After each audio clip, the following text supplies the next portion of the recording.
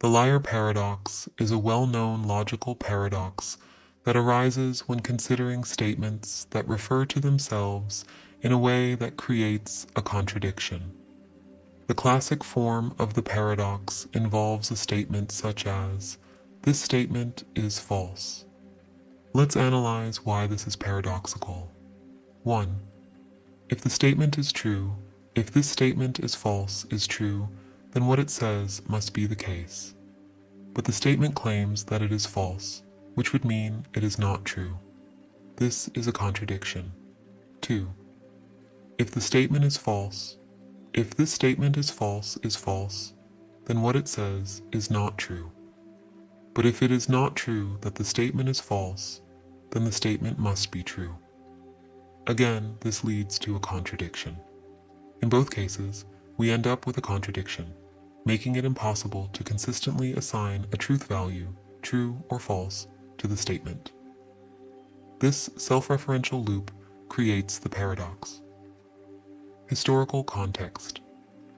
The liar paradox has been discussed since ancient times, with early references in Greek philosophy. It is often attributed to the ancient Greek philosopher Epimenides, who is said to have stated, "All Cretans are liars," while himself being a Cretan. However, this formulation is not strictly paradoxical unless it is interpreted self-referentially. Implications. The liar paradox has significant implications for logic, philosophy, and linguistics. It challenges classical notions of truth and falsity, particularly in systems that rely on binary truth values, true or false. It also raises questions about self-reference and the limits of language and logic. Attempts to resolve the paradox. Various solutions have been proposed to address the liar paradox, including 1. Hierarchical solutions. Some philosophers, like Alfred Tarski, have suggested that truth predicates, like is true or is false, must be organized in a hierarchy to avoid self-reference. In this view, a statement at one level can only refer to statements at lower levels, preventing paradoxical loops. 2. Non-classical logics. Alternative logical systems, such as paraconsistent logic or dialetheism, allow for contradictions to exist without collapsing the entire system. In these frameworks, a statement can be both true and false, or neither, without leading to logical chaos. 3. Rejecting self-reference. Some approaches argue that self-referential statements are meaningless or ill-formed and should be excluded from logical analysis. Despite these efforts, the liar paradox remains a topic of debate and continues to inspire new ideas in the study of logic and language. It serves as a reminder of the complexities and limitations inherent in systems of reasoning.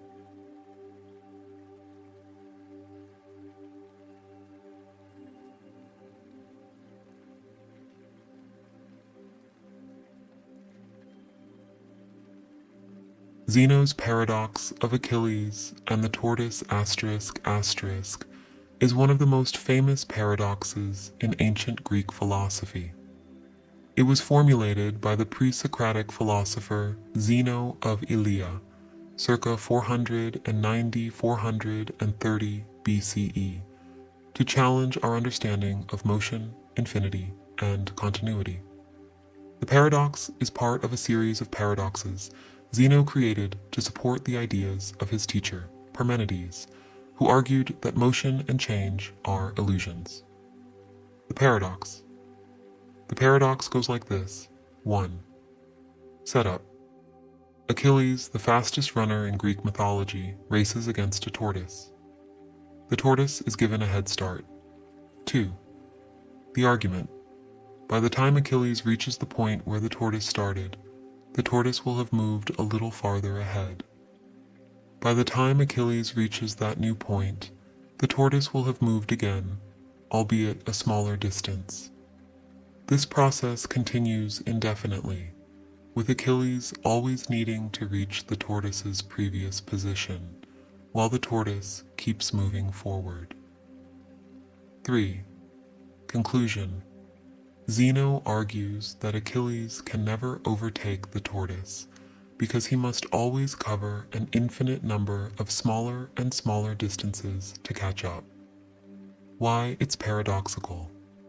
At first glance, the paradox seems to suggest that motion is impossible, or that Achilles can never pass the tortoise, which contradicts our everyday experience. The paradox relies on the idea of dividing time and space into an infinite number of smaller intervals, creating an infinite regress that appears to make motion impossible. Key concepts. 1. Infinite divisibility. Zeno's paradox assumes that space and time can be divided infinitely. This leads to the idea that Achilles must complete an infinite number of tasks, reaching each successive point where the tortoise was, in a finite amount of time. 2. Convergent series. Modern mathematics, particularly calculus, provides a resolution to the paradox. The distances Achilles must cover form an infinite series, but this series converges to a finite sum. For example, if the tortoise has a 100-meter head start and Achilles runs 10 times faster, the distances Achilles must cover form the series. 100 plus 10 plus 1 plus 0, 0.1 plus 0, 0.0, 1 plus those dots. This is a geometric series that sums to a finite value, approximately 111.11 meters, meaning Achilles will overtake the tortoise in a finite amount of time. 3. Limits and calculus. The paradox is resolved by understanding that an infinite number of steps can be completed in a finite time if the steps become smaller and smaller. This is a fundamental concept in calculus, where limits are used to handle infinite processes. Philosophical implications. Zeno's paradoxes, including Achilles and the tortoise, challenge our understanding of space, time, and infinity. They raise questions about the nature of motion and whether it is continuous or discrete, the concept of infinity and whether it can be completed, the relationship between mathematics and physical reality. Resolution. While Zeno's paradoxes were originally intended to argue against the reality of motion, modern mathematics and physics provide tools to resolve them. The key insight is that infinite processes can have finite outcomes, and motion is possible even in a universe where space and time are infinitely divisible. In summary, Zeno's Achilles and the tortoise paradox is a profound exploration of the nature of motion and infinity. While it seems paradoxical at first, it is resolved by understanding the mathematics of infinite series and the concept of limits. It remains a valuable thought experiment for exploring the foundations of mathematics and physics. The paradox of the criterion. A philosophical puzzle that's as frustrating as it is fascinating. It's one of those problems that makes you feel like you're chasing your own tail, trying to figure out how to figure things out. At its core, the paradox is about knowledge and how we can know anything at all. Let's break it down in a way that's relatable, human, and maybe even a little funny. What is the paradox of the criterion? The paradox goes like this. 1. To know something, you need a criterion, a standard or rule to distinguish between what's true and what's false. 2. But to establish that criterion, you need to know something about what's true and what's false. 3rd. So, you're stuck in a loop. You need knowledge to have a criterion, but you need a criterion to have knowledge. In other words, it's like trying to start a car without an engine. or trying to bake a cake without a recipe. You can't get started because you don't have the tools to get started. A simple example. Imagine you're trying to figure out which fruits are sweet. You might say, sweet fruits are the ones that taste sweet. But how do you know what sweet tastes like? You'd need to already know which fruits are sweet to define sweetness in the first place. It's a chicken and egg problem. Checker, why is this a paradox?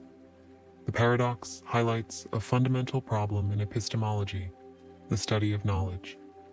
How can we justify our standards for knowledge without already having knowledge? It's like trying to pull yourself up by your own bootstraps. It just doesn't work. Historical context. The paradox dates back to ancient Greek philosophy, particularly the work of Gell, Sextus Empiricus, a skeptic who used it to argue that we can't really know anything for certain. It's also related to the problem of the criterion, discussed by philosophers like Roderick Chisholm in the 20th century. 2 ways to approach the paradox. Philosophers have proposed 2 main ways to tackle the problem, but neither is entirely satisfying. 1. Methodism. This approach says, let's start with a method or criterion for knowing things, and then use it to determine what we know. Problem. How do you know your method is reliable if you don't already know what's true? 2. Particularism. This approach says, let's start with particular things we know, and then figure out a criterion based on those. Problem. How do you know those particular things are true if you don't already have a criterion? Why does this matter? The paradox of the criterion isn't just an abstract philosophical puzzle. It has real-world implications. 1. Science. How do scientists decide which theories are true?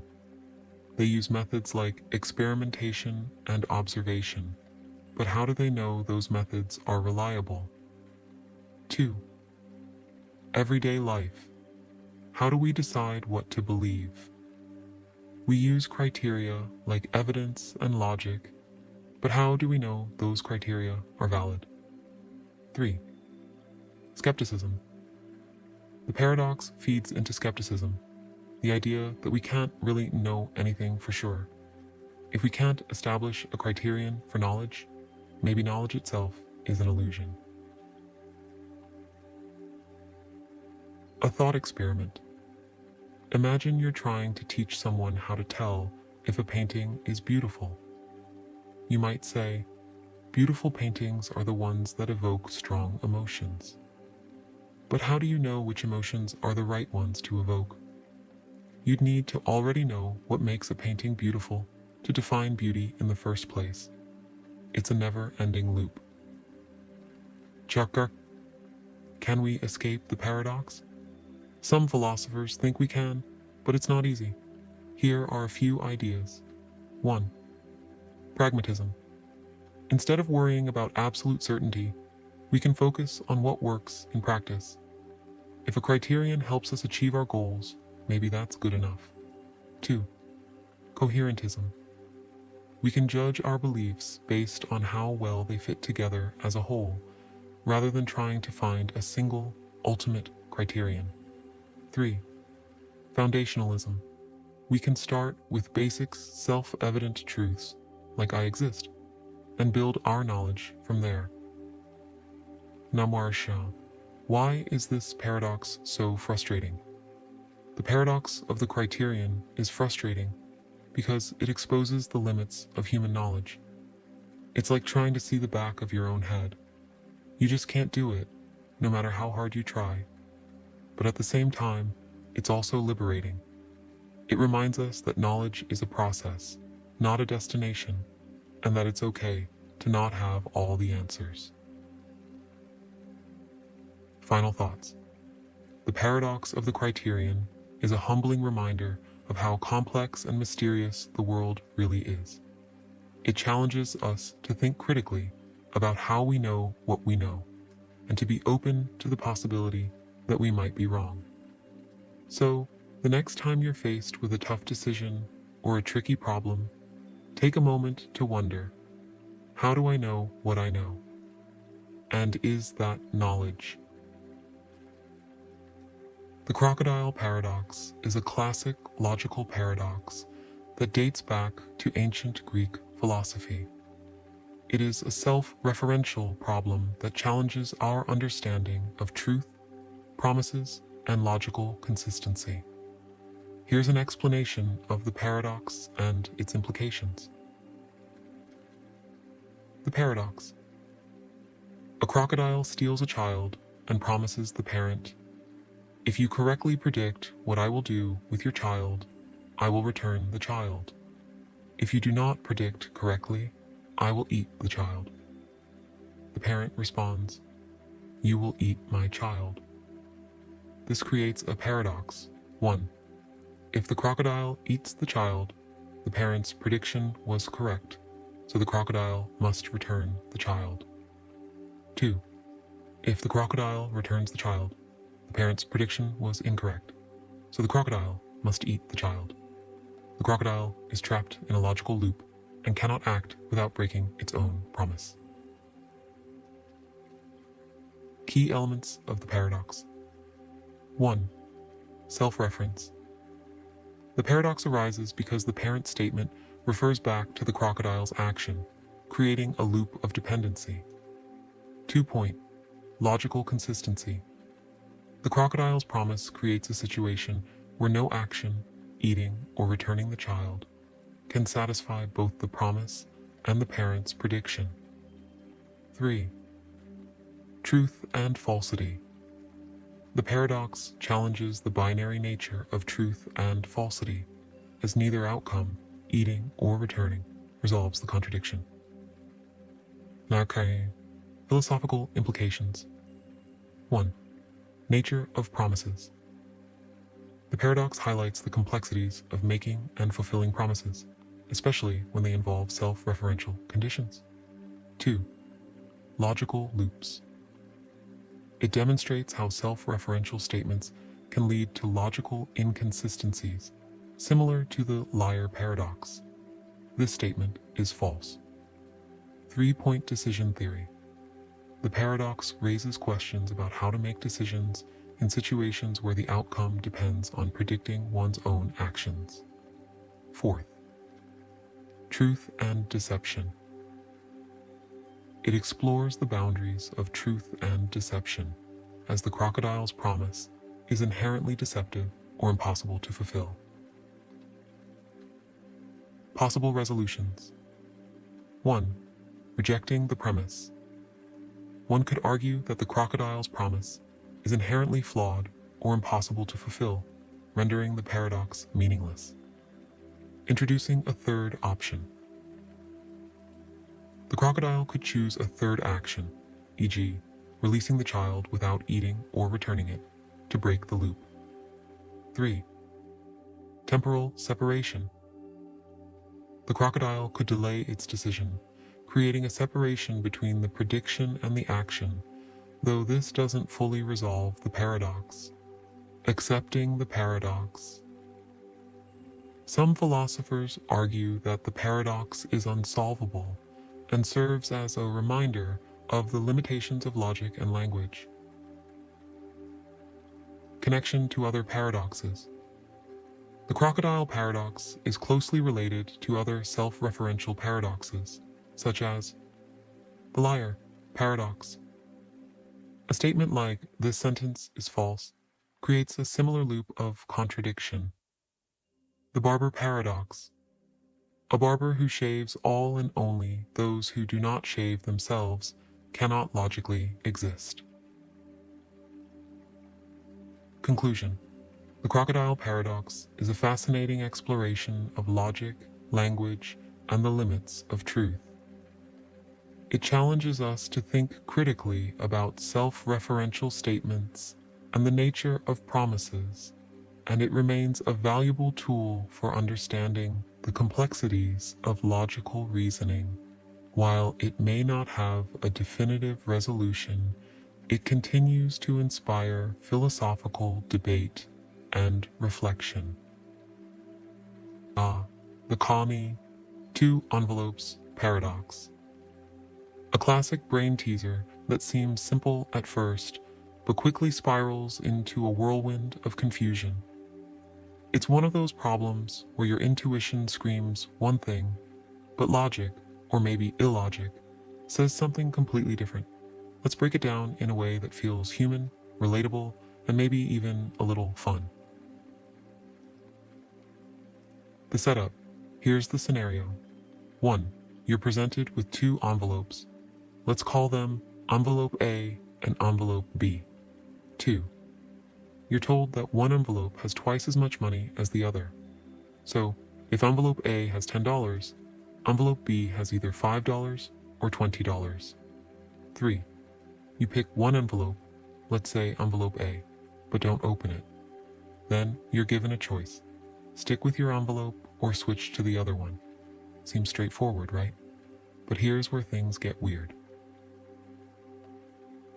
The paradox. You start thinking, maybe I should switch. Let's do the math. 1. Assume envelope A has X. If envelope A is the smaller amount, then envelope B has 2x.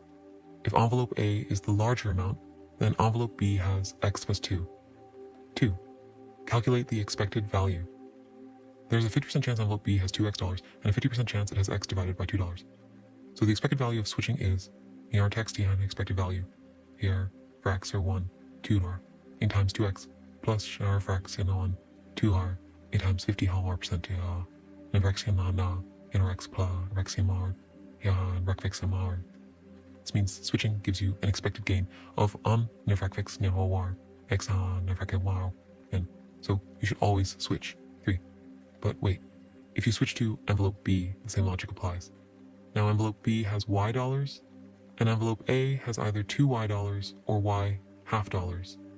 So switching back to envelope A also seems advantageous. This creates an infinite loop. Switching always seems better, no matter which envelope you're holding. Why is this a paradox? The paradox lies in the fact that the reasoning suggests you should always switch envelopes, which is clearly absurd. If switching is always better, why didn't you just pick the other envelope in the first place? It's like a never-ending game of the grass is always greener on the other side. Where does the logic go wrong? The flaw in the reasoning is subtle but crucial. Here's the problem. 1. Inconsistent use of x. In the calculation, mer xn is used to represent the amount in your chosen envelope, but its value changes depending on whether your envelope is the smaller or larger one.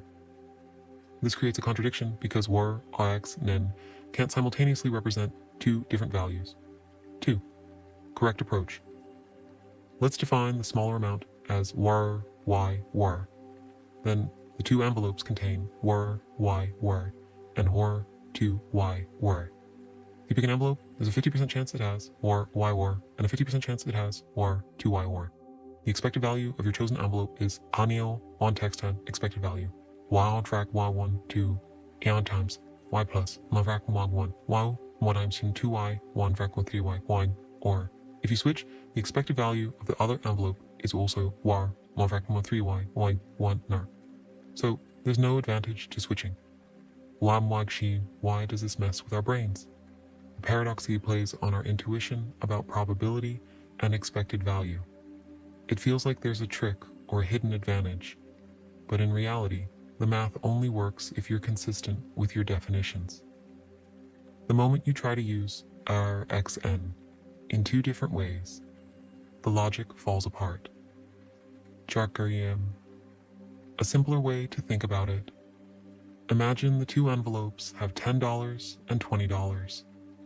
If you pick the $10 envelope, switching gets you $20, a gain of $10. If you pick the $20 envelope, switching gets you $10, a loss of $10. On average, switching doesn't give you an advantage. It's a wash. Number, why is this paradox important? 1. It teaches us about probability. The paradox shows how easy it is to make mistakes when dealing with probabilities, especially when variables aren't clearly defined. 2. It challenges our intuition. Our brains aren't always great at handling abstract problems like this. The paradox forces us to slow down and think carefully. 3. It's fun. Let's be honest, paradoxes like this are just plain fun to think about. They're like mental puzzles that keep you up at night. A thought experiment. Imagine you're playing this game with a friend. You pick an envelope and your friend picks the other one. Both of you do the expected value calculation and decide to switch. But if switching is always better, how can both of you gain an advantage? It's a classic heads I win, tails you lose situation, but in this case, it's heads I win, tails I also win. Clearly, something's off. Final thoughts. The two envelopes. Paradox is a brilliant example of how something so simple can lead to such deep confusion. It reminds us to question our assumptions, double-check our math, and maybe not always trust our gut when it comes to probability. And hey, if nothing else, it's a great conversation starter.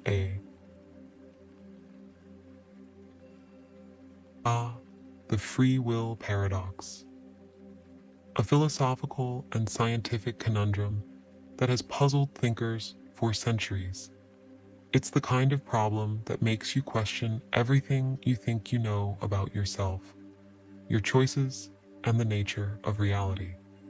At its core, the paradox revolves around the tension between free will, the idea that we have control over our actions, and determinism, the idea that everything is predetermined by prior causes. Let's unpack this in a way that feels human, relatable, and maybe even a little existential. What is the free will paradox? The paradox arises when we try to reconcile two seemingly incompatible ideas. 1. Free will, the belief that we have the ability to make choices that are not entirely determined by prior events or external forces. 2. Determinism, the belief that every event, including human actions, is determined by preceding events and the laws of nature. The paradox is this: if determinism is true, then everything we do is the inevitable result of prior causes, and free will is an illusion. But if free will is real, then determinism must be false, and the universe is not entirely governed by cause and effect. So, which is it? Do we have free will, or are we just puppets on the strings of fate? The scientific perspective. Modern science, particularly physics and neuroscience, adds fuel to the fire of this paradox. 1. Physics and determinism.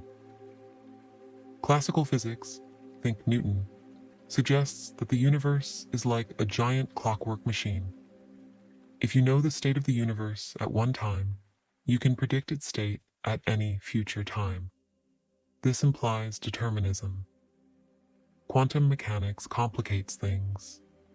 At the quantum level, events are probabilistic, not deterministic. But does this randomness give us free will, or is it just another form of unpredictability? 2. Neuroscience and the brain. Studies show that our brains make decisions before we're consciously aware of them. For example, brain scans can predict a person's choice seconds before they feel like they've made it. This raises the question, are our decisions truly free, or are they just the result of unconscious brain processes? The philosophical debate. Philosophers have been wrestling with the free will paradox for centuries. Here are some key perspectives. 1. Compatibilism. This view argues that free will and determinism can coexist. Even if our actions are determined by prior causes, we can still have free will if our actions align with our desires and intentions. Think of it like this. You choose to eat pizza because you like pizza. The fact that your preference for pizza is determined by your biology and experiences doesn't make the choice any less free. 2. Libertarianism, not the political kind. This view insists that free will is real and that determinism is false. It often appeals to the idea of an immaterial soul or mind that can make choices independent of physical causes. The challenge here is explaining how such a non-physical entity could interact with the physical world. 3. Hard determinism. This view accepts determinism and rejects free will. If everything is determined, then our sense of making choices is just an illusion. This can feel pretty bleak. If hard determinism is true, are we just robots following a script? 4th, pessimism, or no free will, now what? Some thinkers, like philosopher Galen Strawson, argue that free will is impossible, even if determinism is false. Why? Because our choices are ultimately shaped by who we are, and we don't choose who we are. Nyar, the moral implications. The free will paradox isn't just an abstract philosophical puzzle, it has real-world consequences. 1. Responsibility. If we don't have free will, can we hold people morally responsible for their actions? If a criminal's behavior is determined by their genes and environment, should we punish them or try to rehabilitate them? 2. Justice. Our legal systems are built on the assumption of free will. If free will is an illusion, does that undermine the foundation of justice? 3. Meaning. If our choices aren't truly free, does life lose its meaning? Or can we find meaning in other ways, even if we're not in control? A thought experiment. Imagine a universe where everything is determined. You're about to make a decision, say, choosing between tea and coffee. Unbeknownst to you, the laws of physics and the state of the universe have already determined your choice. Does it feel like you're making a free choice? If so, does that feeling matter, even if it's an illusion? Why does this matter? The free will paradox forces us to confront some of the deepest questions about who we are and how we fit into the universe. 1. Identity. Are we the authors of our own lives, or are we just characters in a story written by the laws of physics? Agency. Do we have the power to shape our future, or are we just along for the ride? Existence. If free will is an illusion, what does that mean for our sense of self and purpose? Final thoughts. The free will paradox doesn't have an easy answer, and maybe it doesn't need one. It's a reminder that some questions are meant to be pondered, not solved.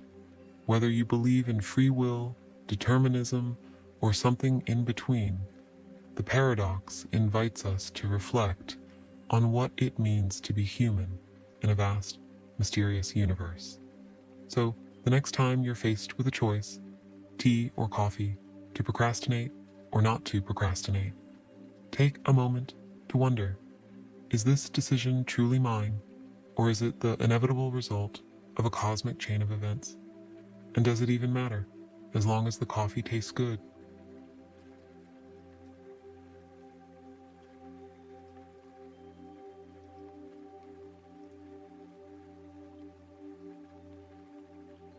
The omnipotence paradox is a classic philosophical and theological problem that questions the nature of unlimited power, particularly in the context of an omnipotent being such as God. The paradox arises when considering whether an all-powerful being can perform tasks that seem logically impossible or self-contradictory. The most famous formulation of the paradox involves the question: can an omnipotent being create a task that it cannot accomplish? The paradox. The paradox is often framed as follows. 1. Premise: an omnipotent being can do anything. 2. Question: can an omnipotent being create a stone so heavy that it cannot lift it? If the being can create such a stone, then there is something it cannot do: lift the stone, which means it is not omnipotent. If the being cannot create such a stone, then there is something it cannot do: create the stone, which also means it is not omnipotent. 3. Conclusion: in either case, the being cannot be truly omnipotent. This creates a logical contradiction, challenging the coherence of the concept of omnipotence. Mawaj, key issues raised. 1. Definition of omnipotence. The paradox highlights the difficulty in defining what it means to be all-powerful. Does omnipotence include the ability to perform logically impossible tasks? 2. Logical consistency. It raises questions about whether an omnipotent being is bound by the laws of logic or can transcend them. 3. Nature of power. The paradox explores the limits of power and whether true omnipotence is a coherent concept. Philosophical and theological implications. The omnipotence paradox has been debated for centuries in philosophy and theology, with various thinkers offering solutions or reinterpretations of omnipotence. It touches on fundamental questions about the nature of God, power, and logic. Proposed solutions. Several approaches have been proposed to resolve or address the paradox. 1. Rejecting the paradox as a misunderstanding of omnipotence. Some theologians argue that the paradox is based on a flawed definition of omnipotence. They claim that omnipotence does not include the ability to perform logically impossible tasks, as such tasks are meaningless. For example, Thomas Aquinas argued that God's omnipotence includes the ability to do all that is possible, but not the logically impossible. 2. Reinterpreting omnipotence. Some philosophers suggest redefining omnipotence to mean the ability to do anything that is coherent or non-contradictory. In this view, creating a stone so heavy that an omnipotent being cannot lift it is a self-contradictory task, and therefore not within the scope of omnipotence. 3. Semantic solutions. Some argue that the paradox arises from linguistic confusion or misuse of terms. For example, the phrase "a stone so heavy that it cannot be lifted" may be inherently meaningless or nonsensical. By clarifying the language, the paradox can be dissolved. 4. Modal approaches. Modal theories of omnipotence focus on the ability to bring about possible states of affairs. In this framework, the paradox does not arise because creating an unliftable stone is not a possible state of affairs. 5. Paradox as a limit of human understanding. Some theologians argue that the paradox reflects the limitations of human language and logic when discussing divine attributes. They suggest that omnipotence is beyond human comprehension and cannot be fully captured by logical paradoxes. Connection to other paradoxes. The omnipotence paradox is related to other philosophical and theological problems, such as the problem of evil. If God is omnipotent, omniscient, and benevolent, why does evil exist? The paradox of the stone. A variation of the omnipotence paradox that specifically focuses on the creation of an unliftable stone. The liar paradox. A self-referential paradox that challenges the coherence of truth and falsity. Tao. Conclusion. The omnipotence paradox remains a thought-provoking challenge to the concept of unlimited power. It forces us to critically examine the definitions and implications of omnipotence, as well as the limits of logic and language in discussing divine attributes.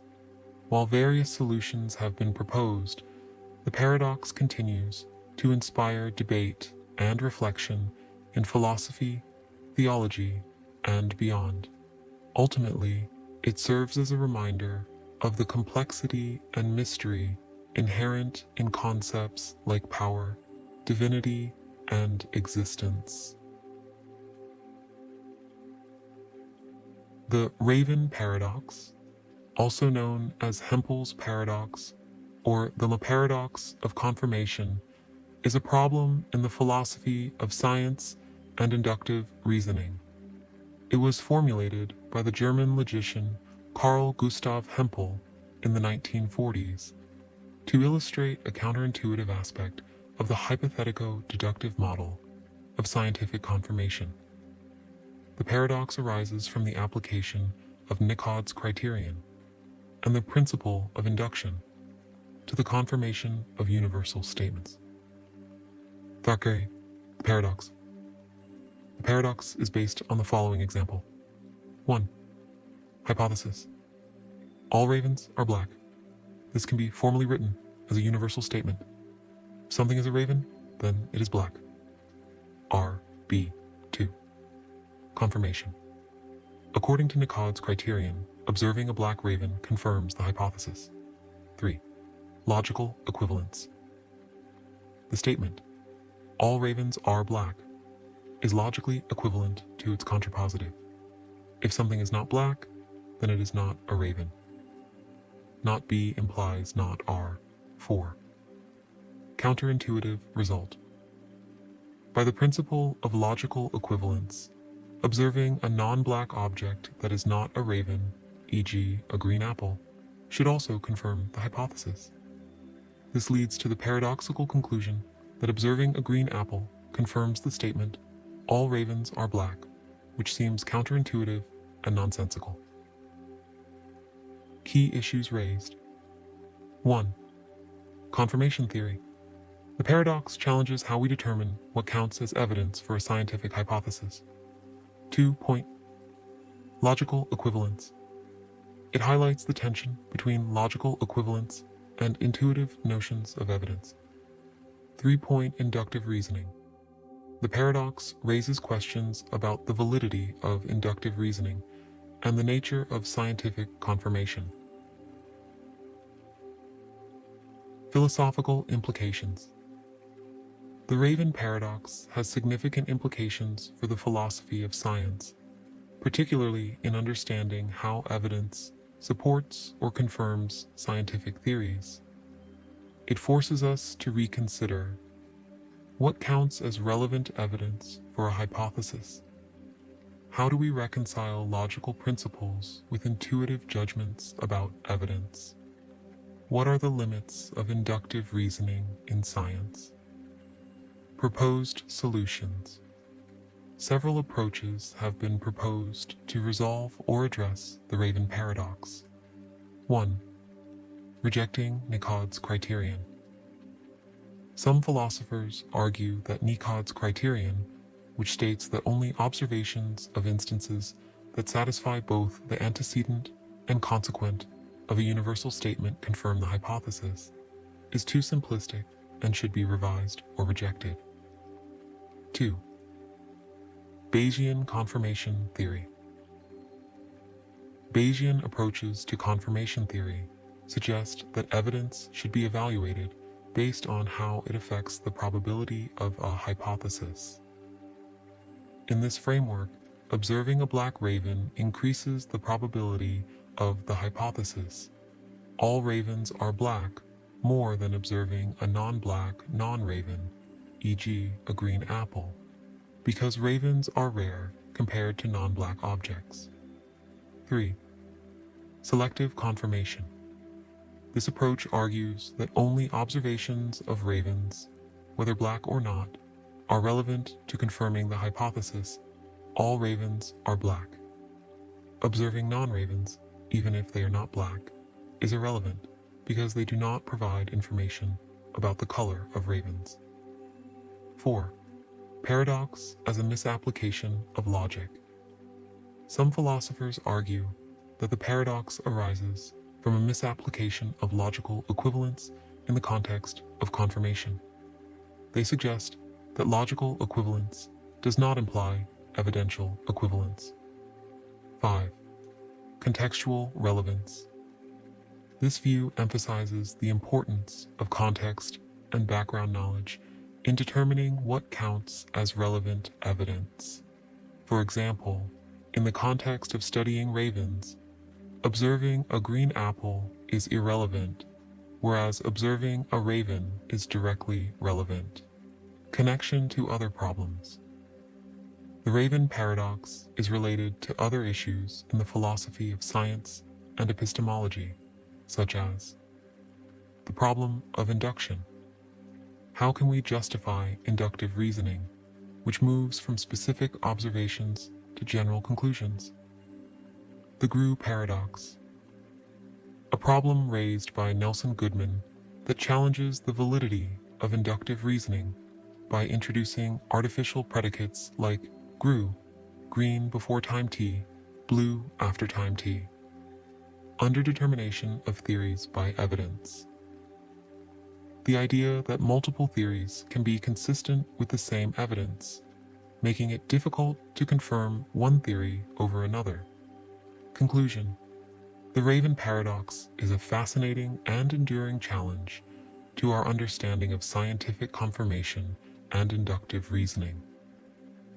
It highlights the complexities of determining what counts as evidence for a hypothesis and the limitations of purely logical approaches to confirmation. While various solutions have been proposed, the paradox continues to inspire debate and reflection in the philosophy of science, reminding us of the nuanced and often counterintuitive nature of scientific reasoning. The Shockoe-Monty Hall problem is a probability puzzle based on a game show scenario. It is named after Monty Hall, the original host of the television game show Let's Make a Deal. The problem became famous after it was posed in a letter to the American statistician by Steve Selvin in 1975, and later gained widespread attention when Marilyn Vos Savant discussed it in her Parade magazine column in 1990. Despite its seemingly simple setup, the problem often leads to intense debate and confusion because the correct solution is counterintuitive.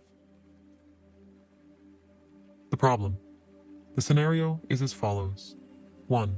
You are a contestant on a game show. There are 3 doors, door 1, door 2, and door 3.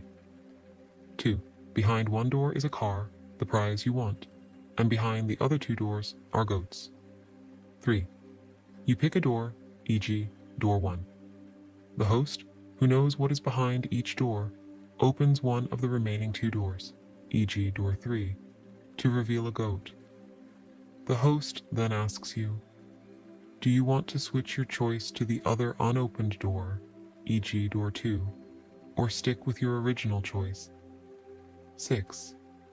The question is, should you switch your choice, stick with your original choice, or does it not matter? Darkerraum, the counterintuitive solution.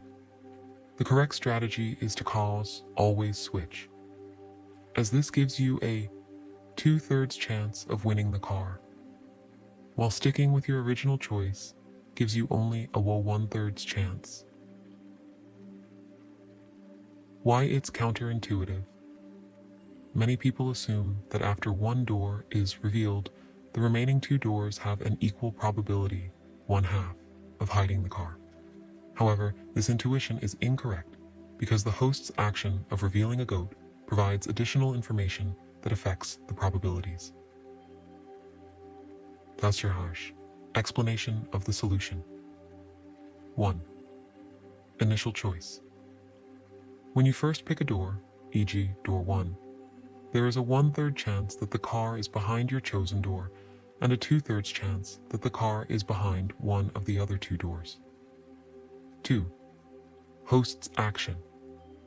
The host, who knows what is behind each door, always opens a door that reveals a goat. This action does not change the initial probabilities, but provides additional information. 3. Switching. If you initially picked a goat, which has a 2/3 probability, switching will always lead you to the car. If you initially picked the car, which has a 1/3 probability, switching will lead you to a goat. Probability calculation. Therefore, switching gives you a 2/3 chance of winning the car, while sticking with your original choice gives you only a 1/3 chance. Maidu Shi, common misconceptions. 1. Equal probability after revealing a goat.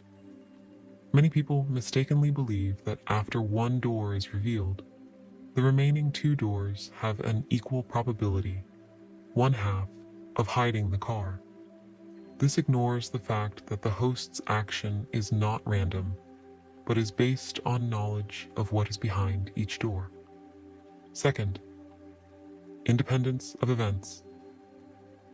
Some people assume that the host's action is independent of your initial choice, but this is not the case. The host's action is dependent on your initial choice and the location of the car. Mathematical proof. The probabilities can be demonstrated using conditional probability or by enumerating all possible scenarios. Scenario 1. You initially pick the car, 1/3 probability. Host opens a door with a goat. If you switch, you lose. Scenario 2. You initially pick a goat, 2/3 probability. Host opens the only remaining door with a goat. If you switch, you win the car. Thus, switching wins the car in 2 out of 3 scenarios, giving a 2/3 probability of winning. Practical demonstration. To better understand the problem, you can simulate it. 1. Play the game multiple times, always sticking with your initial choice. You will win approximately 1/3 of the time. 2. Play the game multiple times, always switching. You will win approximately 2/3 of the time. Marchange, connection to other problems. The Monty Hall problem is related to other probability puzzles and paradoxes, such as Bertrand's box, paradox, a problem involving conditional probability and the selection of boxes with different contents. The 2-envelope problem, a paradox involving 2 envelopes with different amounts of money and the expected value of switching. Danuhia, conclusion. The Monty Hall problem is a classic example of how probability can be counterintuitive. It demonstrates the importance of carefully considering the information provided and how it affects the probabilities of different outcomes. While the correct solution, always switch, may seem surprising at first, it is firmly grounded in the principles of probability theory. The problem continues to be a valuable teaching tool for understanding conditional probability and decision-making under uncertainty.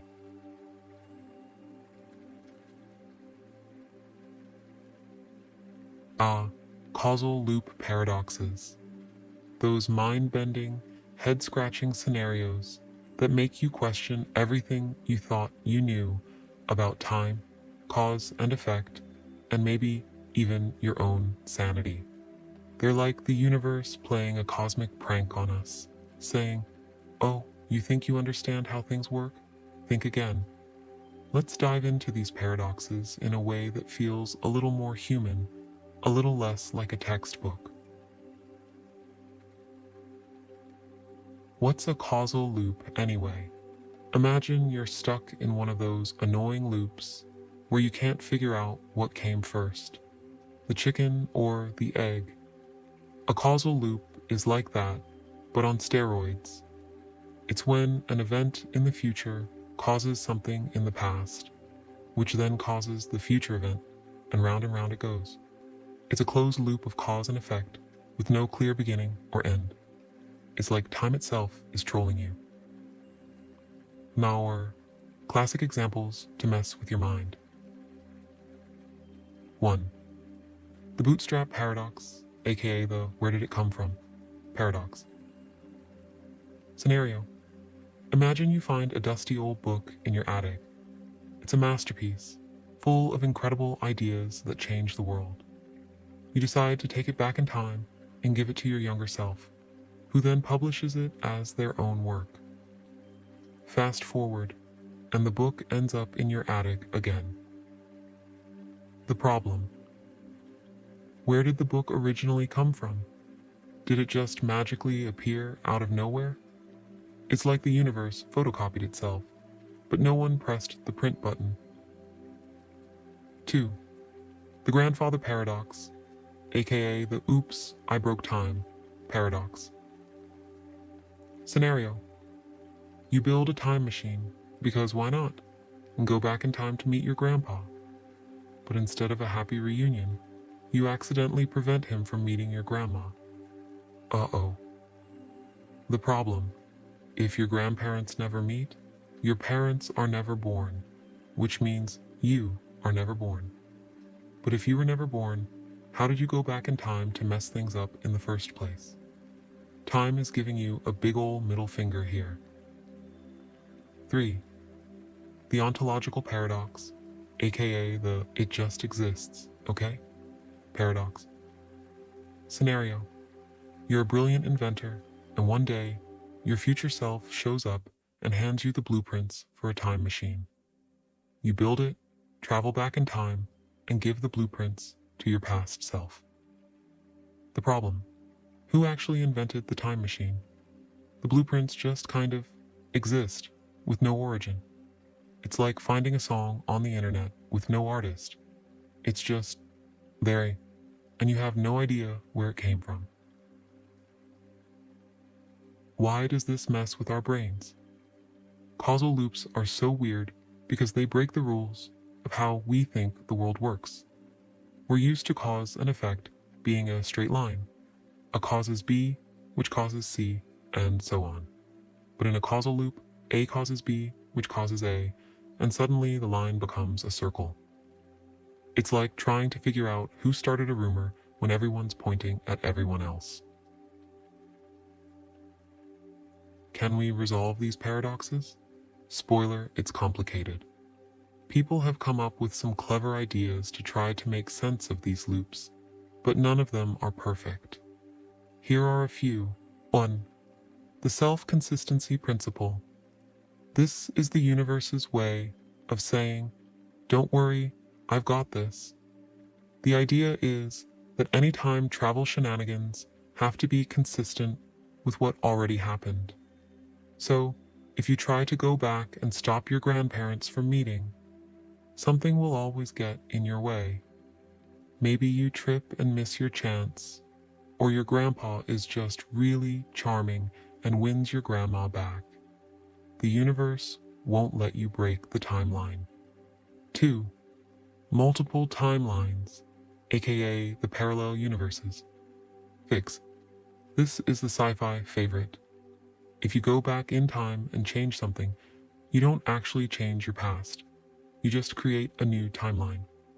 So, if you stop your grandparents from meeting, you're not erasing yourself. You're just creating a new universe where you don't exist. Your original timeline is safe and sound. Phew. 3. The block universe. Theory. This one's a bit trippy. It says that past, present, and future all exist at the same time, like frames in a movie. If you go back in time, you're just playing out a scene that was always part of the movie. There's no paradox because everything is already set in stone. Free will? What's that? Why are causal loops so fascinating? Causal loops are like the ultimate what-if game. They make us question everything we think we know about time, reality, and our place in the universe. They're also a goldmine for storytellers. Think of movies like Back to the Future, Predestination, or Looper. They're fun to think about because they're so weird and counterintuitive, but they also remind us that the universe is way stranger than we can imagine. A little thought experiment for you. Imagine you're handed a letter. It's from your future self, and it tells you exactly how to build a time machine. You build it, travel back in time, and hand the same letter to your past self. The question is, who wrote the letter? Did it just appear out of thin air? Or is it stuck in an endless loop with no real origin? Final thoughts. Causal loop paradoxes are like the universe's way of keeping us humble. They remind us that there's still so much we don't understand about time, causality, and reality itself, whether they're resolved through self-consistency, parallel universes, or some other mind-blowing theory. They'll always be a source of wonder and confusion, and honestly, isn't that what makes them so cool?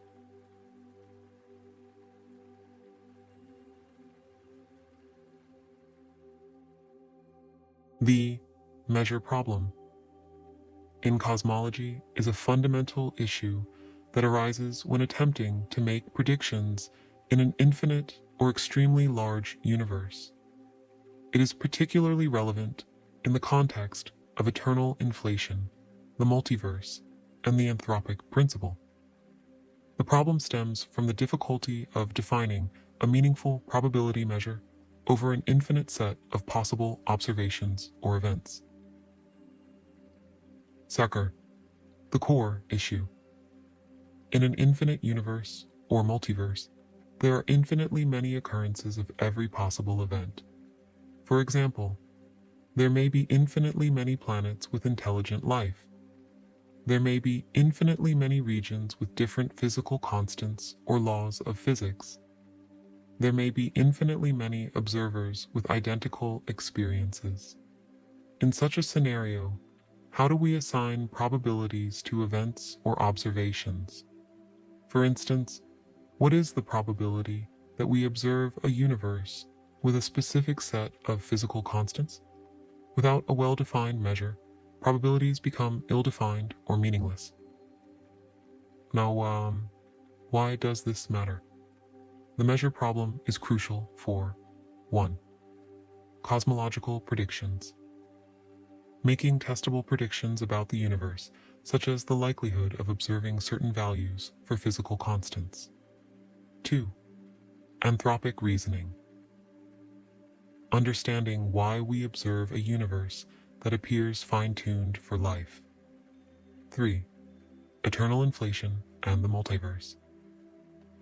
Interpreting the implications of theories that predict an infinite number of universes with different properties. Chakray. Key challenges.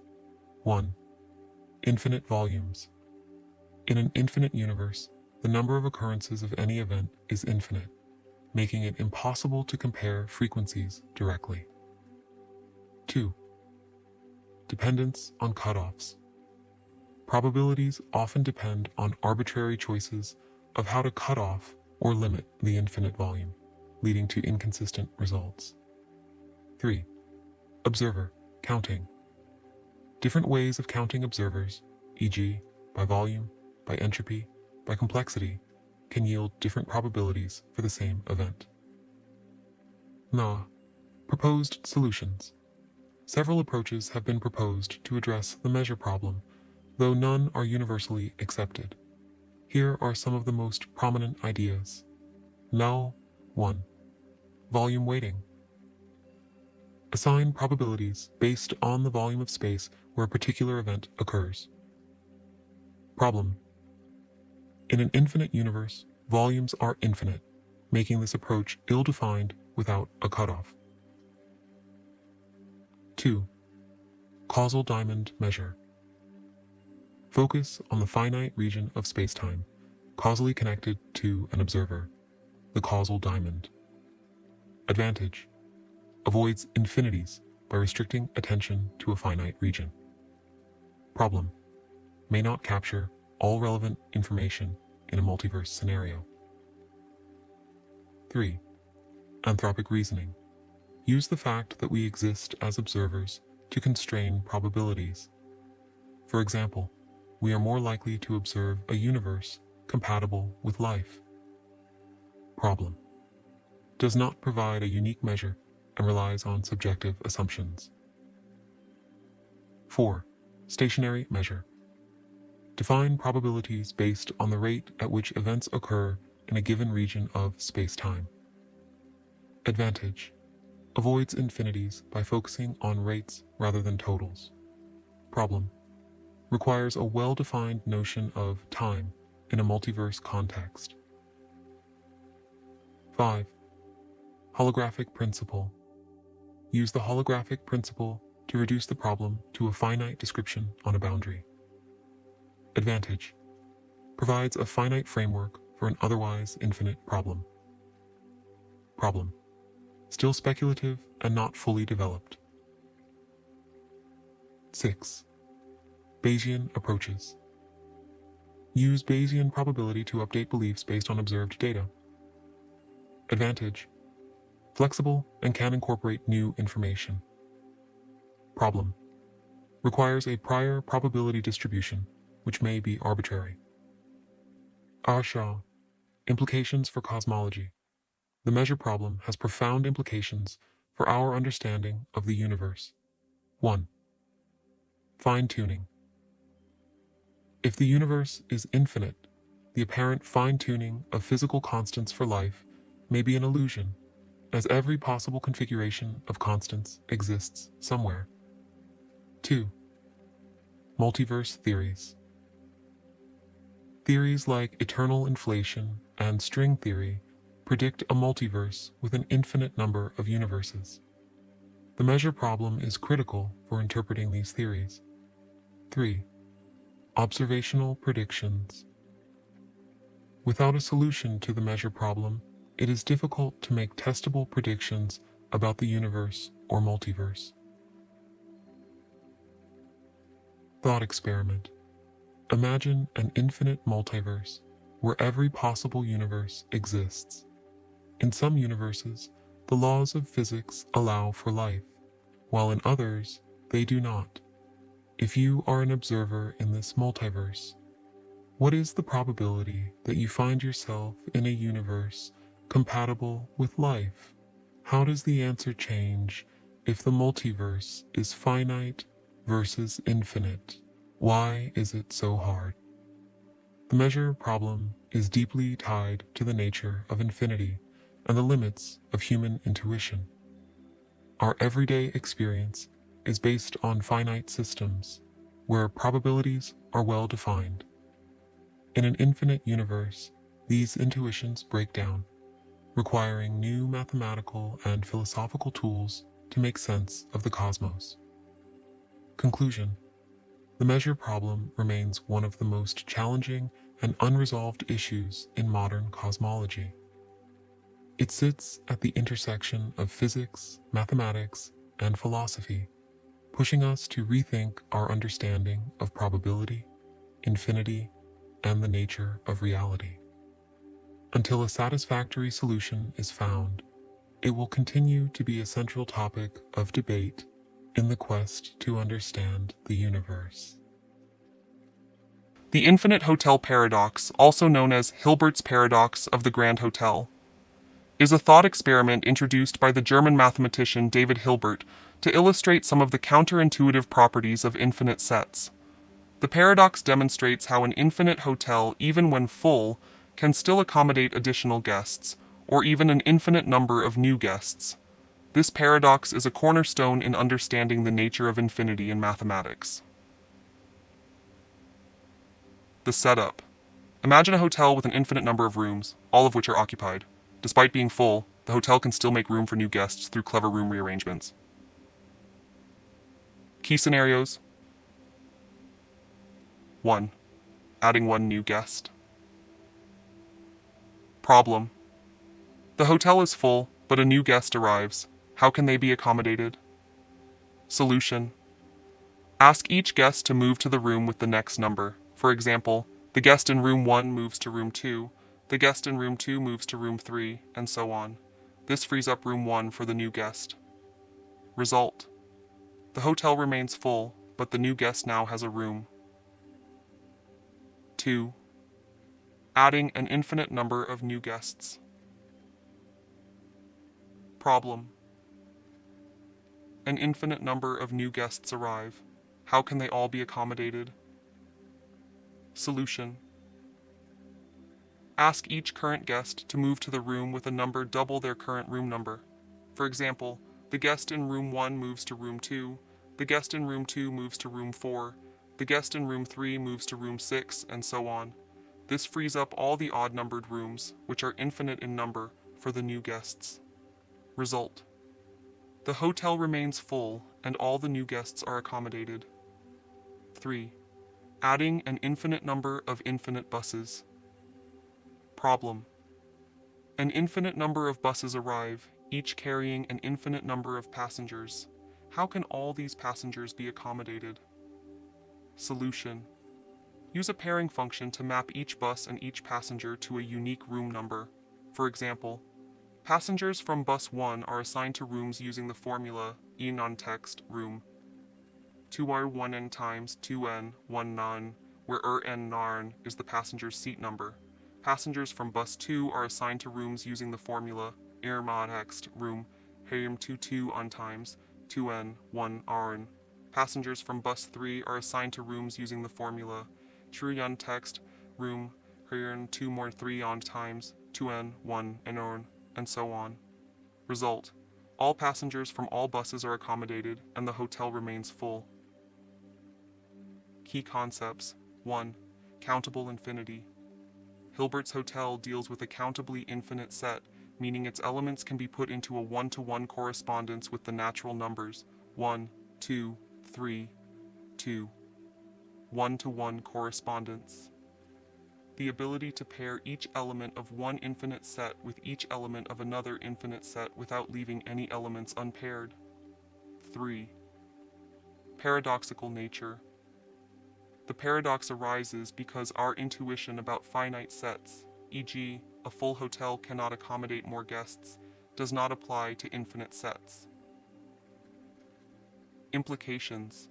The infinite hotel paradox highlights the strange and counterintuitive properties of infinity. 1. Infinity plus 1 equals infinity. Adding a finite number to infinity does not change its size. 2. Infinity plus infinity equals infinity. Adding two infinite sets together does not change their size. 3. Infinity times infinity equals infinity. Multiplying infinite sets together does not change their size. These properties are fundamental to the study of Hahn transfinite numbers. In set theory, pioneered by Georg Cantor. Connection to mathematics. The paradox is closely tied to the concept of cardinality, which measures the size of sets. For example, the set of natural numbers, n, and the set of integers, z, have the same cardinality, even though the integers include more elements, negative numbers. The set of real numbers, \r\, has a higher cardinality than the set of natural numbers, meaning it is more infinite. Thought experiment. Imagine a hotel with an infinite number of rooms, all occupied. Now suppose a guest checks out of room 1. How many rooms are now empty? An infinite number of guests check out of all even-numbered rooms. How many rooms are now empty? In both cases, the hotel remains infinitely full, but the specific arrangement of guests changes. Why does this matter? The infinite hotel paradox is not just a fun mental exercise, it has profound implications for mathematics, physics, and philosophy. In mathematics, it helps us understand the nature of infinite sets and their properties. In physics, it relates to questions about the infinite universe, such as whether space or time is infinite. In a philosophy, it challenges our intuitions about reality and the nature of existence.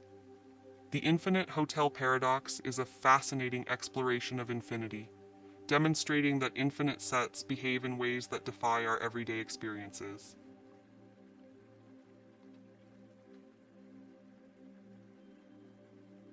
The Sorites paradox, also known as the paradox of the heap, is a classic paradox in philosophy that challenges our understanding of vague predicates, boundaries, and categorization. It is named after the Greek word sorites, meaning heap, and was first formulated by the ancient Greek philosopher Eubulides of Miletus. The paradox highlights the difficulties in defining clear boundaries for concepts that are inherently vague. The paradox. The paradox is typically presented as follows. 1. Premise. 1. A single grain of sand does not make a heap. Second. Premise. 2. Adding one grain of sand to something that is not a heap does not turn it into a heap. 3. Conclusion. By repeated applications of premise 2, no number of grains of sand can ever make a heap. This leads to a contradiction because we know that, in practice, a large number of grains of sand do form a heap. The paradox arises from the vagueness of the term heap and the inability to define a precise threshold at which a collection of grains becomes a heap. Now, alas, key features of the paradox. 1. Vagueness. The term heap is vague. It lacks a clear definitive boundary. 2. Small increments. The paradox relies on small incremental changes, adding one grain of sand at a time, that seem insignificant individually but collectively lead to a significant change. 3. Inductive reasoning. The paradox uses inductive reasoning, where a general rule is applied repeatedly, leading to an absurd conclusion. Sacronax, philosophical implications. The Sorites paradox raises important questions about language, logic, and the nature of reality. 1. Vagueness in language. Many terms in natural language, e.g., tall, bald, rich, are vague. The paradox challenges how we define and use such terms. 2. Boundaries and thresholds. It questions whether there are sharp boundaries between categories or whether such boundaries are inherently fuzzy. 3-point logic and reasoning. The paradox challenges classical logic, which assumes that statements are either true or false, with no middle ground. It suggests that some statements may be indeterminate or require a different logical framework. Proposed solutions. Philosophers and logicians have proposed various solutions to address the Sorites paradox. Here are some of the most prominent ones. 1. Epistemicism. This view holds that vague predicates do have sharp boundaries, but these boundaries are unknowable or unknown to us. For example, there is a specific number of grains of sand that constitutes a heap, but we cannot determine what that number is. 2. Many-valued logic, fuzzy logic. This approach introduces degrees of truth, allowing statements to be partially true or false. For example, a collection of grains might be 70% a heap, with the degree increasing as more grains are added. 3. Supervaluationism. This theory suggests that vague statements can be evaluated as true, false, or indeterminate, depending on how the vague term is precisified. For example, A collection of grains might be considered a heap under some presuppositions, but not under others. 4. Contextualism. This view argues that the meaning of vague terms depends on the context in which they are used. For example, what counts as a heap might vary depending on the situation or the speaker's intentions. 5. Rejecting classical logic. Some philosophers argue that classical logic is inadequate for dealing with vagueness and propose alternative logical systems, such as paraconsistent logic or dialetheism, which allow for contradictions or true contradictions. Applications and relevance. The Sorite's paradox has implications beyond philosophy, influencing fields such as 1. Linguistics. It informs debates about the nature of meaning and the use of vague language. 2. Artificial intelligence. It raises challenges for AI systems that rely on precise definitions and classifications. 3. Law and ethics. It highlights difficulties in applying vague legal or ethical standards, e.g., reasonable doubt or fairness. Gagauche, connection to other paradoxes. The Sorite's paradox is related to other paradoxes that involve vagueness or gradual change, such as the bald man paradox. Removing one hair at a time from a man with a full head of hair does not make him bald, but at some point he becomes bald. The paradox of the ship of Theseus. Gradual replacement of parts raises questions about identity and continuity. Conclusion. The Sorite's paradox is a profound and enduring challenge to our understanding of language, logic, and categorization.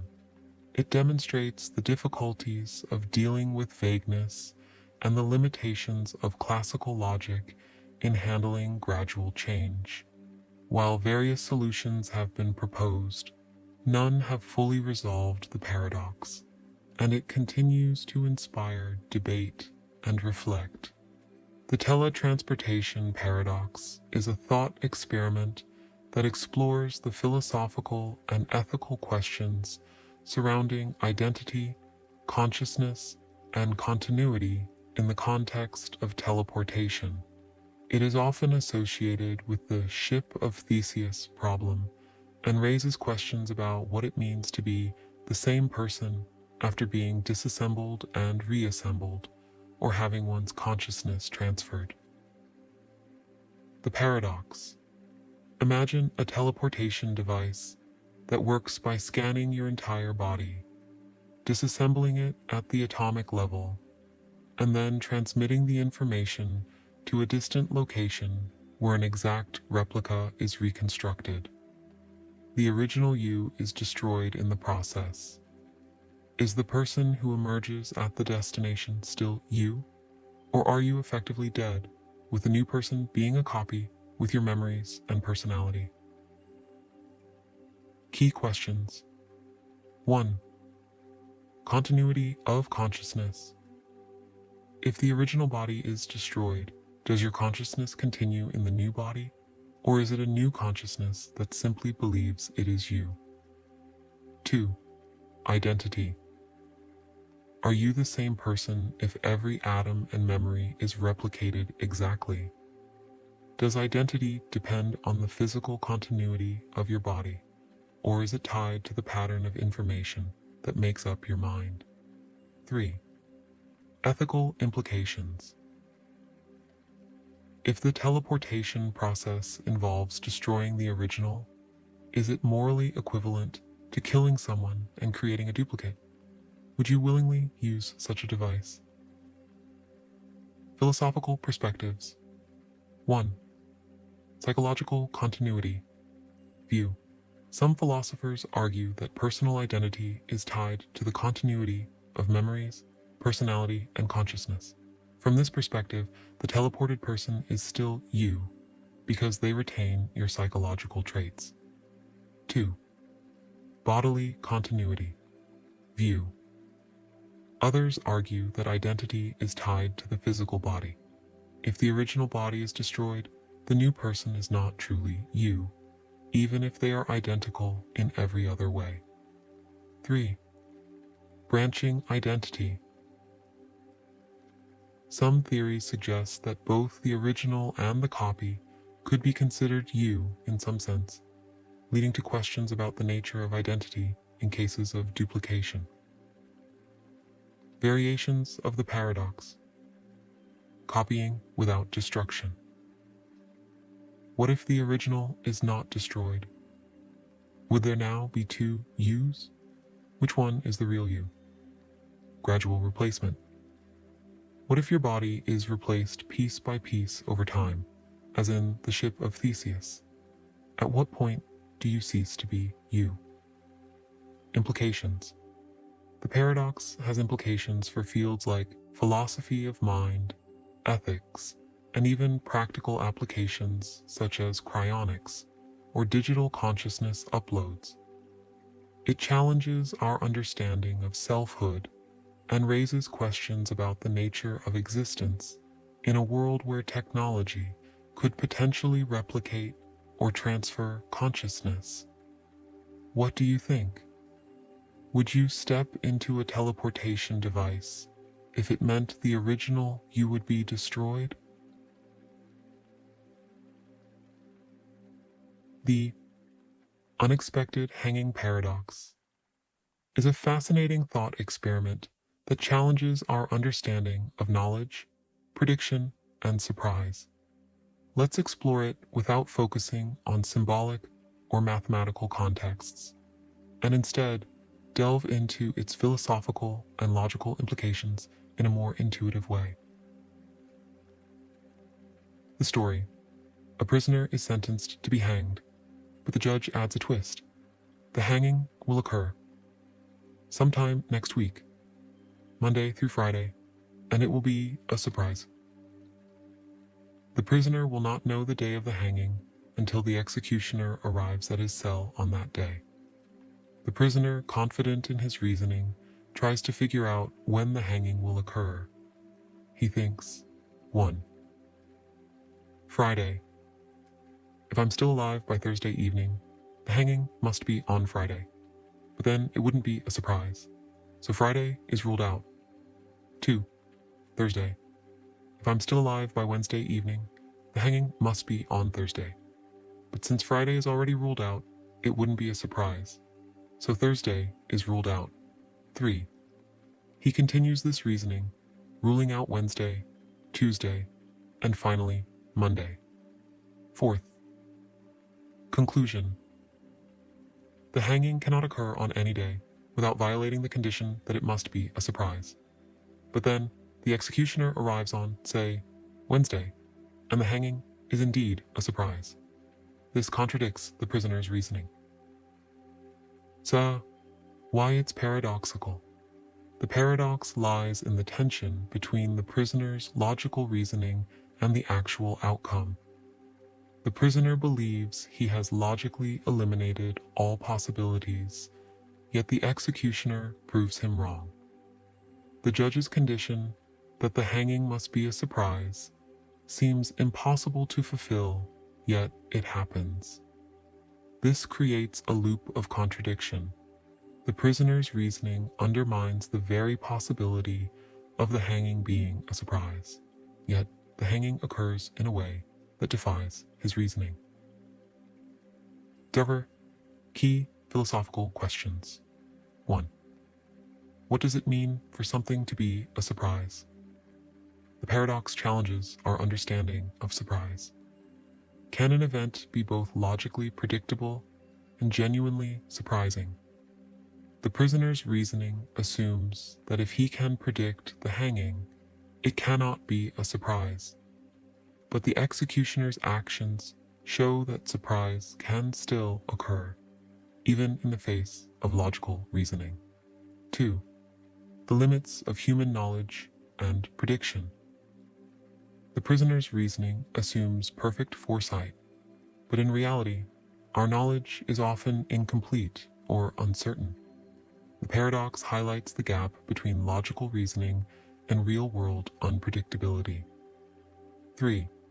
Self-reference and circular reasoning. The prisoner's reasoning is self-referential. He tries to predict the executioner's actions based on his own predictions. This creates a loop where the prisoner's logic undermines itself, leading to a contradiction. 1. Real-world analogies. The paradox mirrors situations in life where we try to predict the unpredictable. Stock market. Investors try to predict market movements, but unexpected events often defy their predictions. Weather forecasting. Meteorologists use models to predict the weather, but surprises still happen. Personal decisions. We often plan for the future, but life can throw unexpected events our way. In each case, the paradox reminds us that logic and prediction have limits, and surprise is an inherent part of life. Regress. Why it matters. The unexpected hanging paradox isn't just a clever puzzle. It has deeper implications. It challenges our confidence in logical reasoning and highlights the complexity of human knowledge. It raises questions about free will and determinism. Can we truly predict the actions of others, or are there always elements of unpredictability? It serves as a reminder that life is full of uncertainties, and no amount of reasoning can fully eliminate the possibility of surprise. Conclusion. The unexpected hanging paradox is a thought-provoking exploration of logic, knowledge, and surprise. While the prisoner's reasoning seems sound, it ultimately fails to account for the unpredictability of the executioner's actions. This paradox reminds us that life is often more complex than our logical models, and surprises can defy even the most careful reasoning. It's a timeless reminder to embrace uncertainty and recognize the limits of human understanding.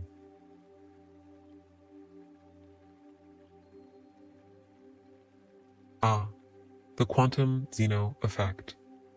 A phenomenon so strange and counterintuitive that it feels like it belongs in a sci-fi movie rather than real-life physics. Named after the ancient Greek philosopher Zeno, who famously argued that motion is an illusion. This effect shows how the act of watching something can actually stop it from happening. It's like the universe saying, if a tree falls in the forest and no one is around to hear it, maybe it doesn't fall at all. Let's dive into this mind-bending concept in a way that's, hopefully, easy to grasp. What is the quantum Zeno effect? In simple terms, the quantum Zeno effect is the idea that frequent observation of a quantum system can prevent it from changing. It's as if the universe hits the pause button every time you look at it. This happens because, in the quantum world, observation isn't passive. It actively affects the system being observed. How does it work? Let's break it down step by step. 1. Quantum superposition. In quantum mechanics, particles can exist in multiple states at once. For example, an electron can be in a superposition of spin-up and spin-down states. 2. Wave function collapse. When you measure or observe a quantum system, its wave function, the mathematical description of its state, collapses into one of the possible states. This is why quantum mechanics is so weird. Observation changes the system. 3. Frequent measurements. If you measure a quantum system very quickly and repeatedly, you keep collapsing its wave function back to its initial state before it has a chance to evolve into something else. It's like constantly asking a kid, "Are you asleep yet?" Every time you ask, you wake them up, so they never actually fall asleep. A simple example. Imagine you have a radioactive atom that has a 50% chance of decaying within 1 hour. If you leave it alone, it might decay. But if you check on it every minute, here's what happens. 1. First, check. You observe the atom, and it's still intact. The act of observation resets its decay clock. Second check. You observe it again, and it's still intact. The clock resets again. 3. Repeat. If you keep checking frequently enough, the atom never gets a chance to decay. It's like you're freezing it in its initial state. Why is this so weird? The quantum Zeno effect messes with our everyday intuition. In the classical world, watching something doesn't change its behavior. If you watch a pot of water, it will still boil. But in the quantum world, observation is an active process. It changes the system. This effect shows just how different the quantum realm is from our everyday experience. Real-world applications. While it sounds like pure theoretical fun, the quantum Zeno effect has some practical uses. 1. Quantum computing. In quantum computers, qubits, quantum bits, are prone to errors due to decoherence. The Zeno effect can be used to stabilize qubits by repeatedly measuring them, preventing them from drifting into unwanted states. 2. Atomic clocks. The effect can help improve the precision of atomic clocks by stabilizing the atoms used to keep time. 3. Quantum control. Scientists can use the Zeno effect to control the behavior of particles in experiments, essentially freezing them in a desired state. The flip side, the anti-Zeno effect.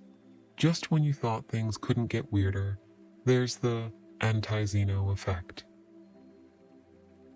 In some cases, frequent measurements can actually speed up the evolution of a quantum system instead of slowing it down. It's like the universe saying, "Oh, you're watching? Let me show off even more." A thought experiment. Imagine you're trying to teach a cat to sit still. Good luck with that. Every time you look at the cat, it freezes in place. If you keep looking at it every few seconds, the cat never moves. But if you look at it in just the right way, maybe it starts moving even faster. That's the Zeno and anti-Zeno effects in action. Just replace the cat with a quantum particle. Why does this matter? The quantum Zeno effect isn't just a quirky curiosity. It has deep implications for our understanding of reality. 1. The role of the observer. It highlights how observation isn't passive in quantum mechanics. The observer plays an active role in shaping the system's behavior. The nature of time. The effect challenges our understanding of how time works in the quantum world. Can time be frozen by observation? What does that even mean? Third, philosophical questions. It raises questions about the nature of reality. If observation can change a system, does reality exist independently of the observer? Final thoughts. The quantum Zeno effect is a perfect example of why quantum mechanics is so fascinating and so frustrating. It's a realm where the rules of common sense don't apply, and where something as simple as looking can have profound consequences. Whether you're the grandfather paradox is a classic time travel paradox that explores the logical inconsistencies and consequences of changing the past. It is one of the most well-known thought experiments in discussions about time travel and causality. Here's a detailed explanation of the paradox and its implications. The paradox. The grandfather paradox is formulated as follows. Imagine a time traveler goes back in time to a point before their grandfather had children. the time traveler kills their grandfather or otherwise prevents their grandfather from meeting their grandmother. As a result, the time traveler's parent, and consequently the time traveler themselves, would never be born. If the time traveler is never born, they could not have gone back in time to kill their grandfather.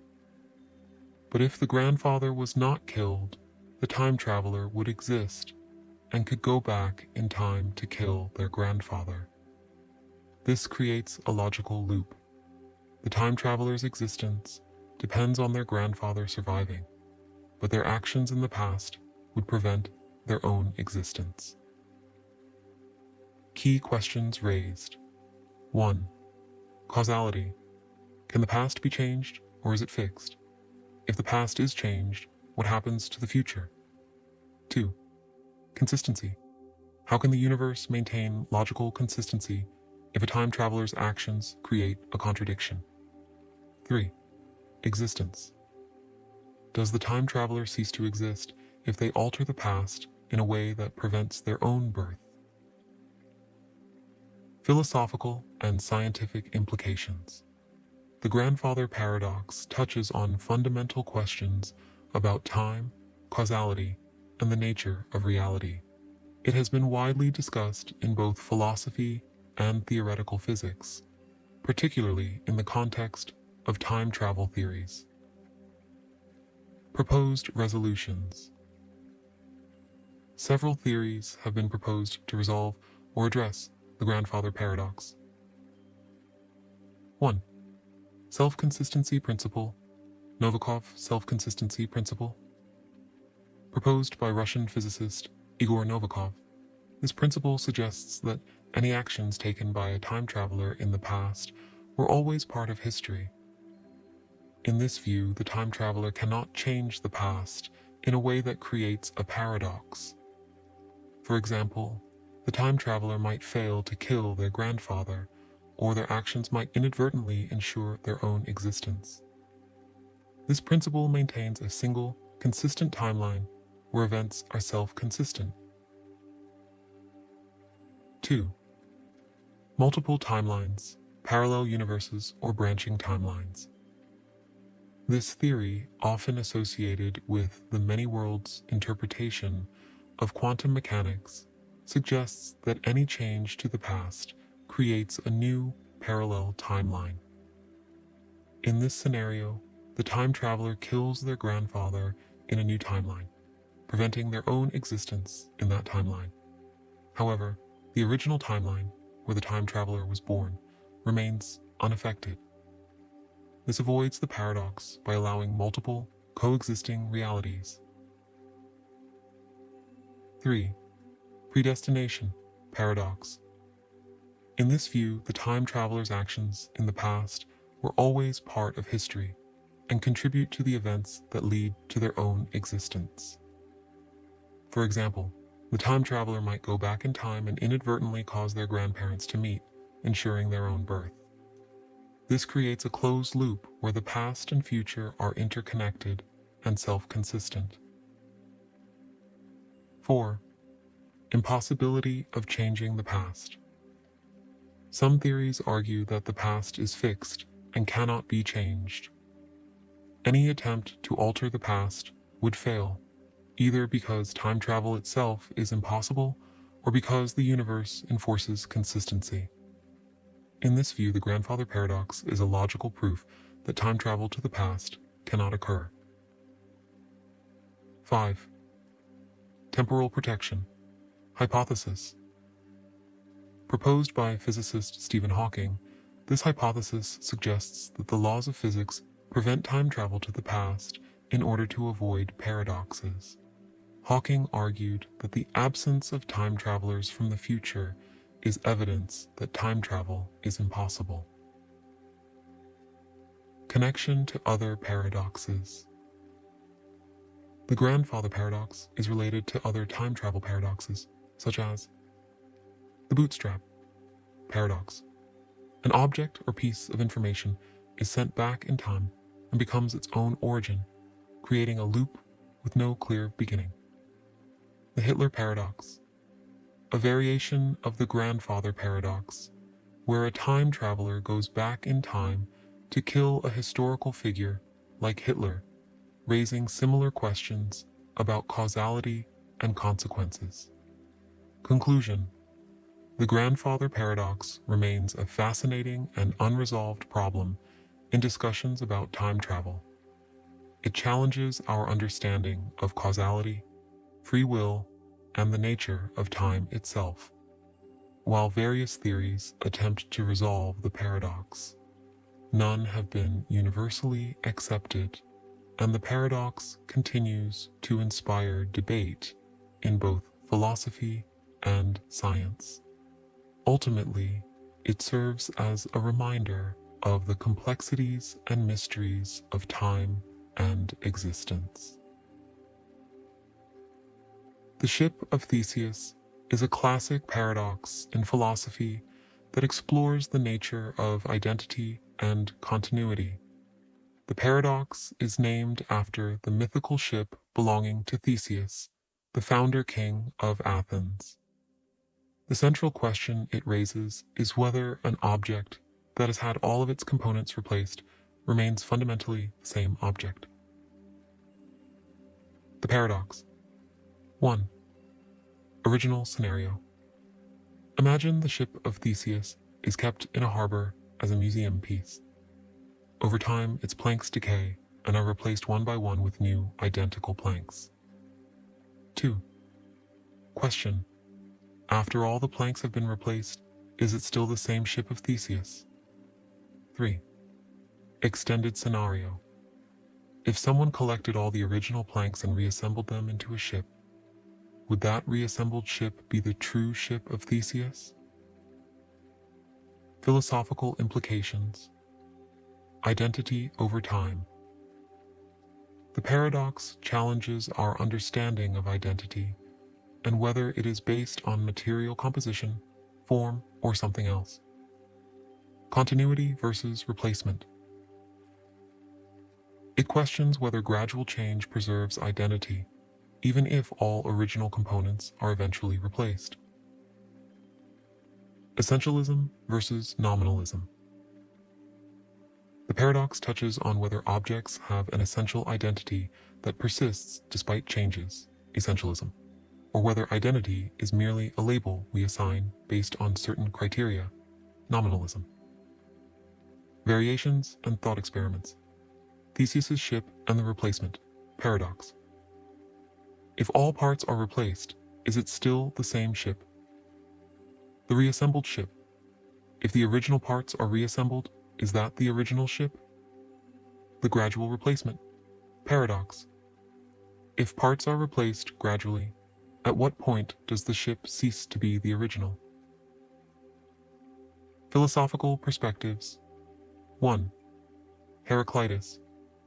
The ancient philosopher Heraclitus argued that you cannot step into the same river twice, emphasizing constant change and flux.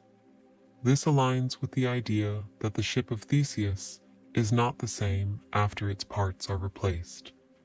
2. Plato and essentialism. Plato's theory of forms suggests that there is an ideal, unchanging form of the ship of Theseus, which remains the same regardless of material changes. 3. John Locke. Locke's theory of personal identity, which focuses on continuity of consciousness, can be analogously applied to objects. He might argue that the ship remains the same as long as there is a continuous existence and form. 4th. Thomas Hobbes. Hobbes extended the paradox by considering whether the reassembled original planks would constitute the original ship, adding complexity to the debate. Modern interpretations. Psychological continuity. Some modern philosophers apply concepts of psychological continuity to objects, suggesting that identity is maintained through a continuous existence and function. Four-dimensionalism. This view treats objects as extended in time as well as space. suggesting that the ship of Theseus at different times are temporal parts of a larger, four-dimensional object.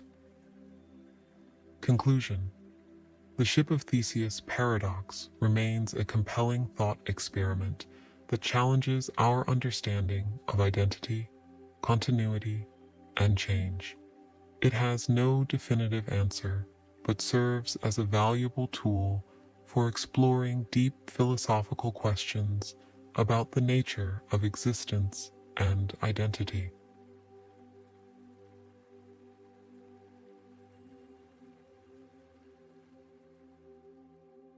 The Sleeping Beauty paradox is a thought experiment in probability and philosophy that explores issues related to self-locating beliefs, conditional probability, and the nature of subjective experience.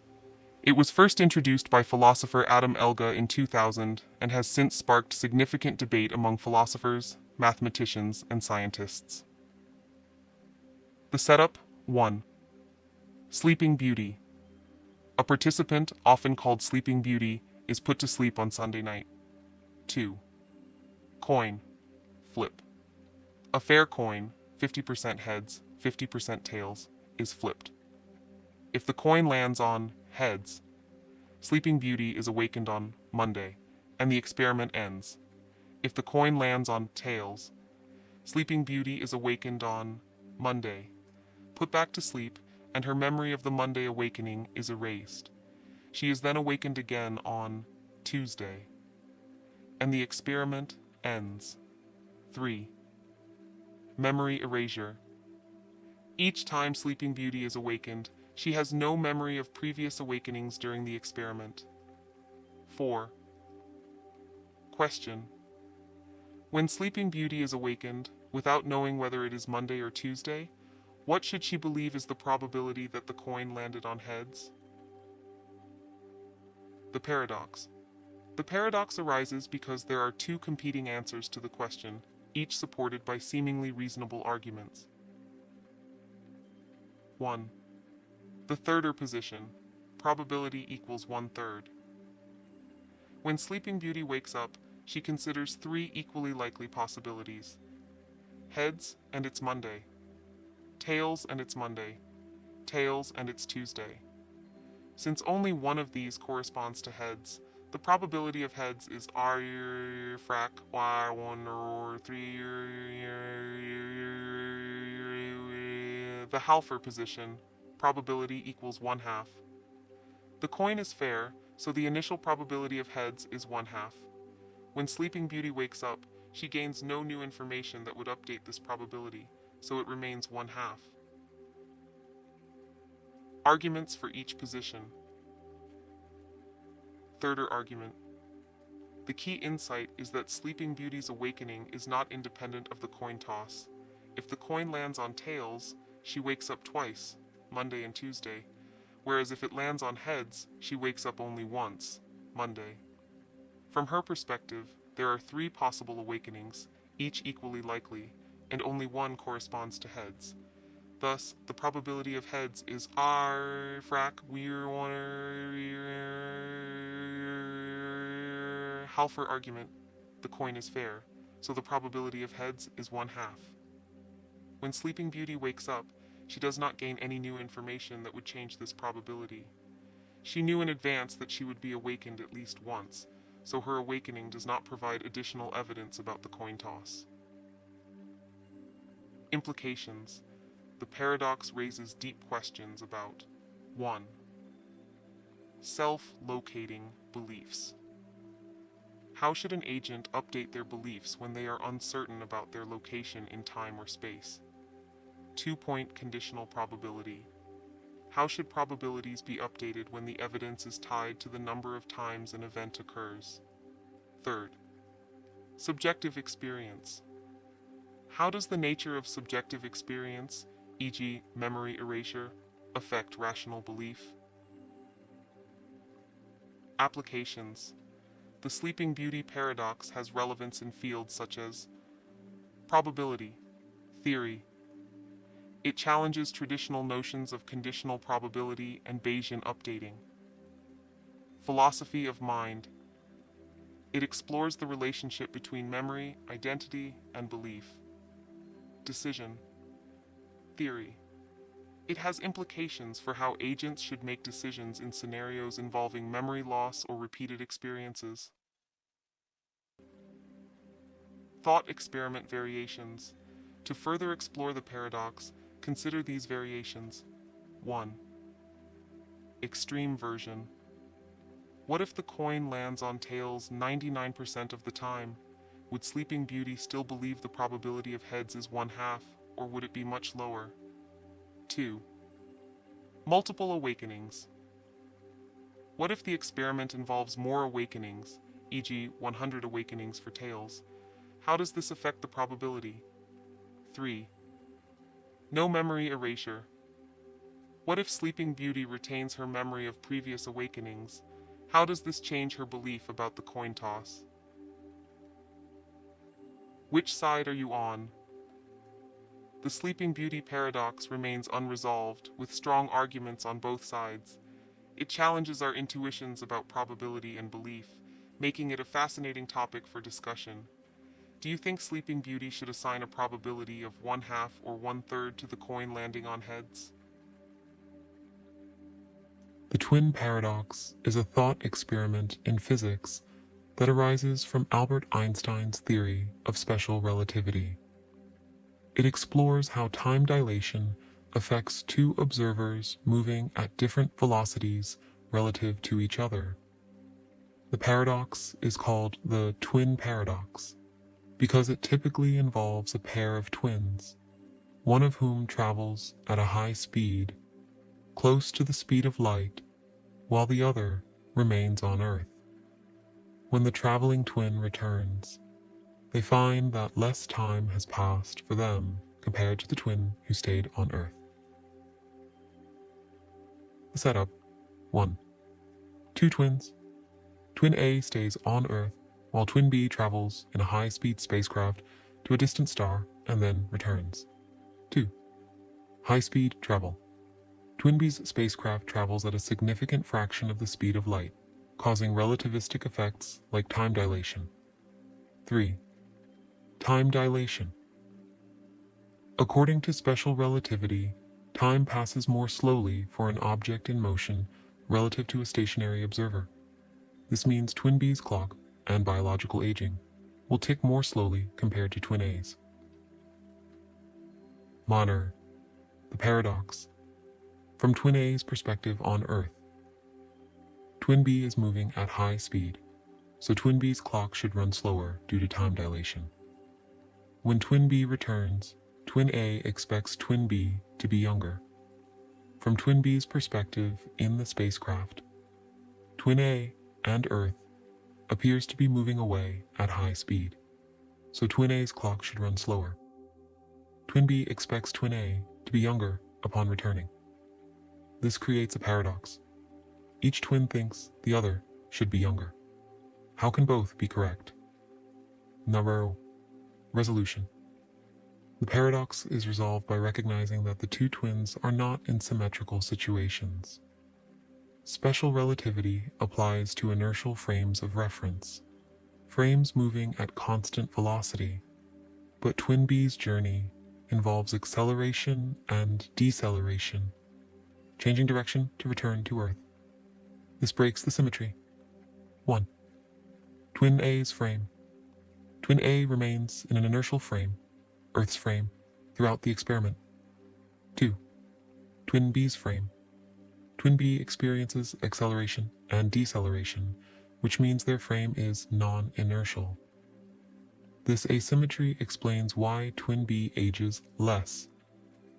When accounting for the effects of acceleration and the relativity of simultaneity, it becomes clear that Twin B, the traveling twin, will indeed be younger than Twin A when they reunite. Key concepts. 1. Time dilation. Time runs slower for an object in motion relative to a stationary observer. This is described by the Lorentz factor, now in gamma chong frac 1, escort 1, vi2, c2 now gone, where vr is velocity and cr is the speed of light. 2. Relativity of simultaneity. Events that are simultaneous in one frame may not be simultaneous in another frame, moving relative to the first. 3. Non-inertial frames. The traveling twins frame is non-inertial due to acceleration, breaking the symmetry of the situation. Practical implications. The twin paradox is not just a theoretical curiosity, it has real-world implications. For example, GPS satellites must account for time dilation due to their high speeds and weaker gravitational fields, general relativity, to provide accurate positioning data. In science fiction, the paradox is often used to explore the consequences of near light speed travel, such as in stories involving interstellar journeys. Thought experiment. Imagine twin B travels to a star 10 light years away at 80% the speed of light, or v 0.8 c. From twin A's perspective on Earth, the trip takes navfrak c 10 1 text light years, 0 to 8 c navfrak 10 0.8, or 12.5 years, 12.5 years each way, totaling 25 years. Due to time dilation, twin B experiences less time. Using the Lorentz factor, mal arangama, or navfrak 1 esquart nels guide 2 ha navfrak now 3 al no. Twin B's time for the round trip is or navfrak 25 nyon text years, gamma more 15 years. When twin B returns, twin A has aged 25 years, while twin B has aged only 15 years. The twin paradox highlights the fascinating and counterintuitive nature of time and motion in Einstein's theory of relativity. It challenges our everyday understanding of time as a universal constant and demonstrates how motion and gravity can fundamentally alter our experience of reality.